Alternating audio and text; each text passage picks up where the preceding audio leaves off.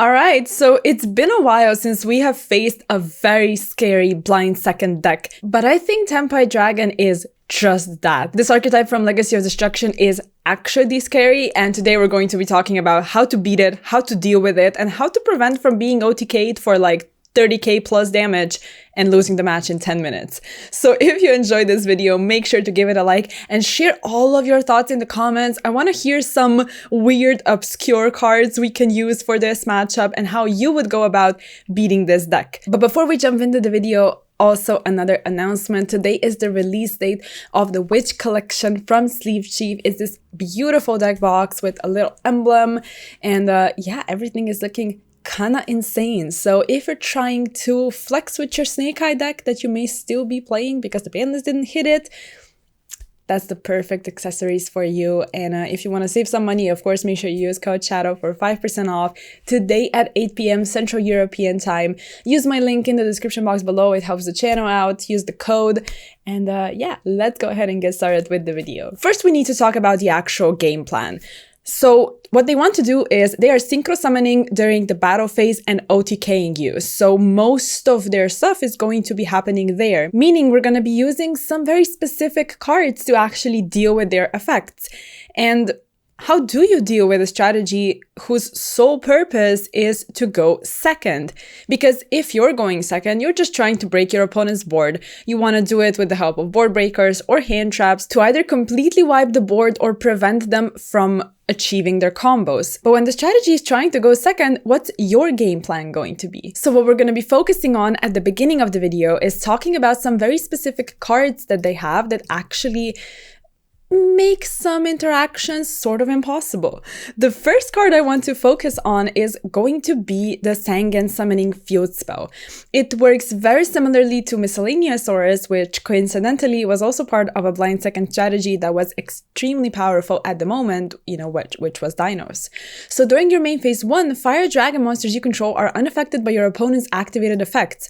So immediately we have to ask ourselves, how do we deal with the field spell? And, you know, we will get to that, but first I want to focus on some other effects as well.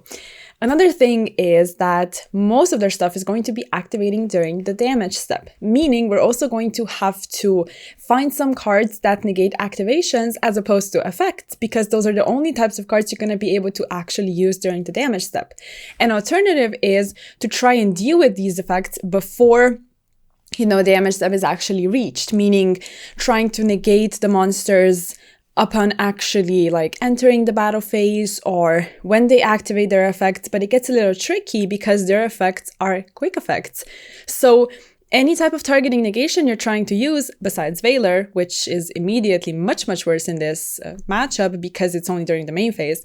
So any type of targeting negation you're trying to use, you're going to have 2 of them, because they can just chain and tag out, meaning your, negation card like Impermanence or something like that is just going to be really bad. But again, we will get to that. The third thing is that their combos, for the most part, revolve around bringing monsters from the graveyard. They either get special summoned by their own effects, which would be the Synchro monsters, or they get brought out by another card, meaning that Shifter is, in theory, a good card against them.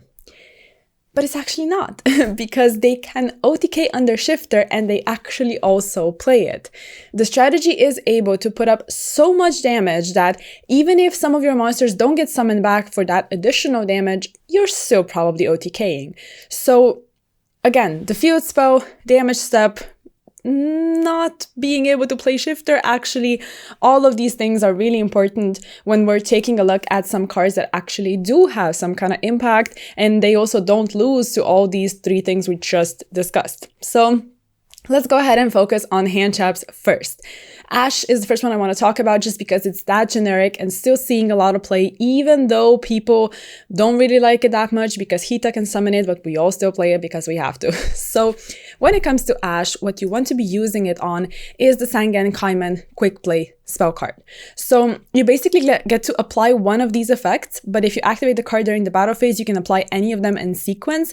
And one of them is adding to hand, and then you also special summon from hand. So you're able to ash it, even if you just want to special summon, because it's all part of one effect. It just says that you apply one of these effects.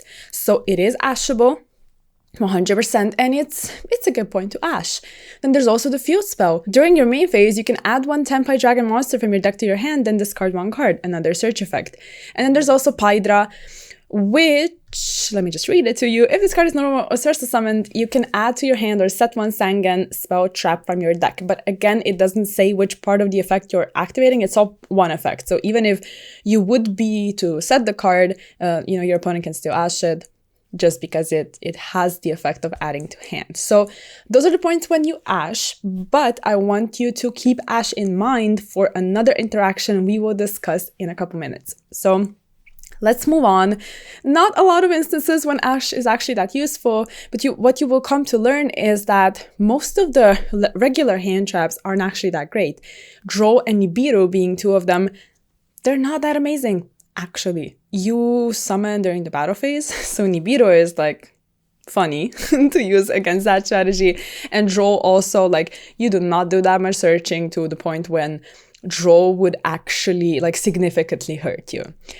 So let's move on. We already touched upon some targeting negation, impermanence, Valor, Mourner, and the likes. Valor is just not that great because, again, you're trying to do most of your effects in the battle phase. What you can do, though, is you can negate the Paidra, which, activates on normal or special summons. You can try and Valor, but if the field spell is up, your opponent's stuff is unaffected. So literally the only point when you would be using Valor is main phase 2, which is very useless. So do not do that. Again, impermanence and stuff like that, you would need to have 2 because they can just tag out. It is not ideal. What you could do then, I guess, is set cards like Droplet or Forbidden Chalice, if you're going first against them, of course, or, going second, I guess, but we will get to the going second part later. What you're also doing simultaneously is exposing all of these cards to their removal. Because a going second strategy is going to have hand traps and board breakers, and even if they play hand traps, mostly they will have a heart piece or a lightning storm or 2 in their deck, almost 100,000%. So what happens is you expose all of your interaction like Droplet, which is nice. It's great. It doesn't target. You can negate multiple monsters, have the attack. But if you set it and they wipe it and then start doing their combos, you didn't achieve anything. So targeting negation is a little weird. Quite weird, actually. But when it comes to setting cards going first, what you could do then is actually have chainable cards, because, that's always been the case. What you want to do, it used to happen in Sky Striker, not to go off on a tangent too much, but what you would usually be doing is you would be setting cards like Shared Ride and DDG and stuff that could be chained because your opponent is siding in back removal. So if the Tenpai Dragon has a lot of back removal regardless, even game 1, then anything you play is something you want to be chaining, and post side is actually when you get to decide to bring in cards like D-Barrier or the Black Goat Laughs, for example. Both of these cards are really nice against the deck, and they are both chainable. When it comes to the Black Goat Laughs, it's going to depend what you call in that situation. You could be calling Synchros, for example, or you could even call Chundra or Chandra or however you want to call it, because it does have the effect to special summon itself. It's also a tuner, so it's a really important part of the strategy. So the Black Goat Labs, chainable stuff, that's all great. Let's move on to other hand traps. Next up, I want to talk about Ghost Ogre. Now, I asked you before, keep in mind we have to be dealing with the field spell. And what better way to deal with something that's already face up on the field and activating the effect, which this field spell does, because we said that once per turn you're able to activate the effect. It's Ghost Ogre. It's always been Ghost Ogre, and it's so great when Ghost Ogre makes a splash in the meta. And what you can also do is you can destroy monsters that would synchro summon during the battle phase, because their effect is not going to go through since it needs to use itself for the synchro summon. as well. So it basically resolves without effect. You destroy it, you deal with it. So Ghost Ogre is actually nice. Another way to deal with the field spell is actually Vados. And that's also one of the reasons why it's going up. It's going up regardless because field spells are nice, but if you're trying to play Vados, please get it as soon as possible because it's going to become too expensive. So Vados, the Eruption Dragon of Extinction. During the main phase, if this card is in your hand, quick effect, you can target one card in a field zone, special summon this card to your opponent's field. If you do, destroy that card, and then it has like an ashen part of the effect. But it's optional, so you can just play it as a hand trap. People have been saying that it's nice also because, you know, multiple field spells in the game and multiple field spells coming into the game with Nightmare Throne as well. So there's a lot of decks actually focusing on field spells. Also, count how many times I said field spells in this video, because it was a lot probably. But yeah, this card is also interesting. It is not blocking you from using impermanence and stuff like that if you're going second, for example, because you get summoned to the opponent's field, so that's also important. So that's it when it comes to Vados. Let's talk about Ghost Bell. Also DD Crow. The difference is, of course, that Ghost Bell is one of the cards that can actually be used during the damage step because it negates activation, which is extremely important. DD Crow cannot do that, but for the most part, they're trying to achieve a very similar thing, which is just preventing more bodies on the field. Ghost Bell is going to try to negate the Synchro monsters from special summoning themselves because they both have the effect. If 3 or more attacks have been declared this turn, you can special summon this card from your graveyard. And then there's also the optional part of the effect. It either pops a card on the field or a spell trap on the field. So you can try and negate that. There's also the effect of Tenpai Dragon Fadra. If this card is normal special summon or at the start of the damage step, if a monster battles, you can target a level 4 or lower fire dragon monster in your grave, special summon it. So again, you're trying to prevent stuff, but DD Crow is not going to be able to do that, you know, to actually be able to chain to the effect. You would have to do it before. So it gets a little tricky, but just keep in mind you cannot do it during the damage step, so DD Crow is not as amazing. Let us move on. What else I want to talk about is, I guess since we were on the topic of the field spell, let's get Cosmic Cyclone out of the way. But let's actually give it props. Cosmic Cyclone is really, really nice because, again, you are trying to actually interact with your opponent, but their stuff is unaffected while that field spell is on the field, and it also searches. So yes, you want to get rid of it. You want to preferably banish it because it also has an effect that actually activates when it's destroyed during the battle phase. So, you know, I guess if you're in that situation, you would rather be banishing than destroying. Okay, so now we have come to the part where, how do you fight a deck that wants to go second? When we ask ourselves, I think the obvious answer is you make them go first.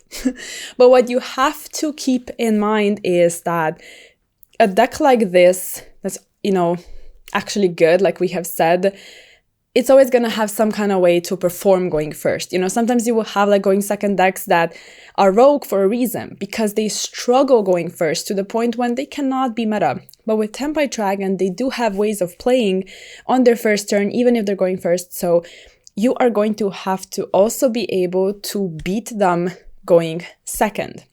So what they do is they usually end on Hieratic Seal. Now, this may not sound that threatening, but what they do is they use the effect to obviously tag out, bounce a face-up card, non-targeting, which is 1 interruption, and then they try and get 2 bodies onto the field, which is quite easy because they summon from deck, they summon again, they make Black Rose, they wipe your field. So they have 2 interruptions, and that's when that Ash we talked about before comes into play because you want to Ash their effect to special summon from the deck. That's actually really, really important. What they also do is they play Secret Village because they can also play Ancient Fairy Dragon.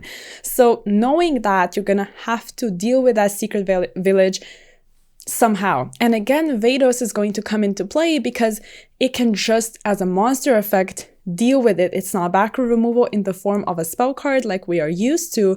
So you're going to be able to deal with that Secret Village, which is really, really annoying. Or just try and prevent the Ancient Fairy Dragon from getting to it in the first place. Another card is Super Polymerization. You can either use it going first or going second, but you want to get rid of their bodies to just cut them from their synchro lines.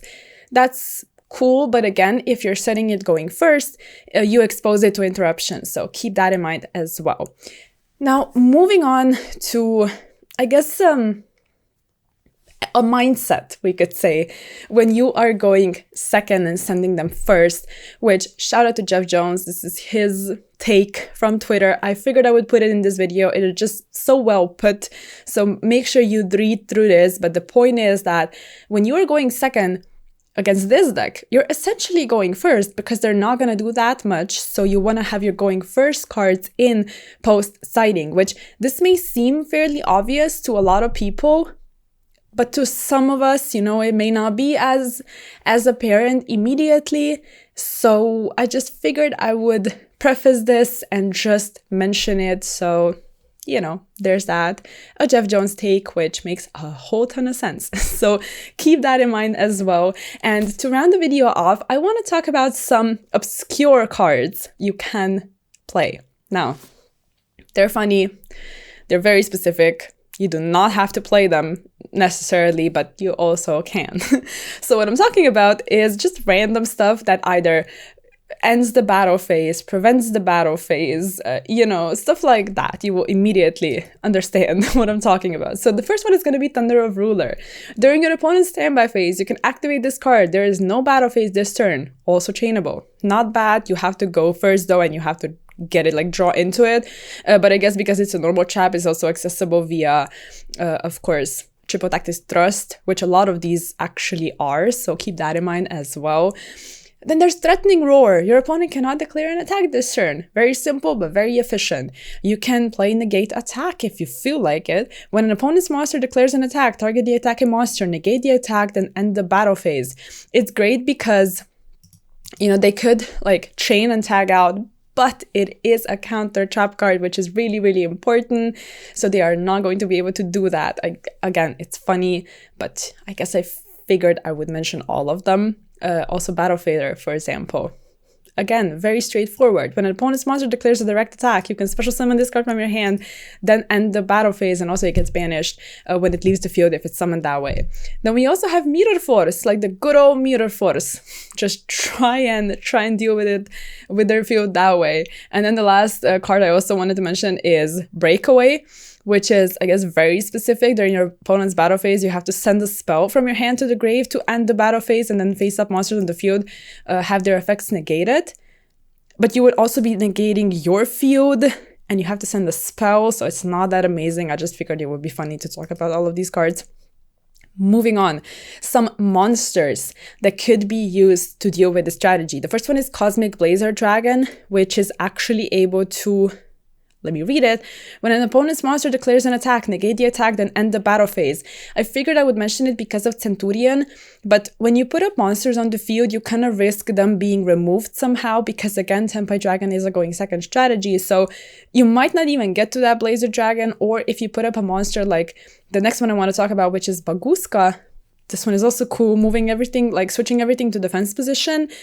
If no attacks actually happen, no effects happen either, so that's also nice, but all of these cards can be dealt with for the most part, so they are not that amazing. We also have Assembled Nightingale, which is just able to basically prevent any kind of damage. Let me read it to you. Assembled, if I can type. Assembled Nightingale. You can detach one material from this card as a quick effect. Until the end of this turn, Lyrilusc monsters you control cannot be destroyed by battle or card effect. Also, you take no battle damage. So this part about also you take no battle damage, that's really, really important. Also, you can just easily make the Assembled Nightingale with level 1s in the Snake Eye deck, which actually has a decent matchup against Tenpai Dragon.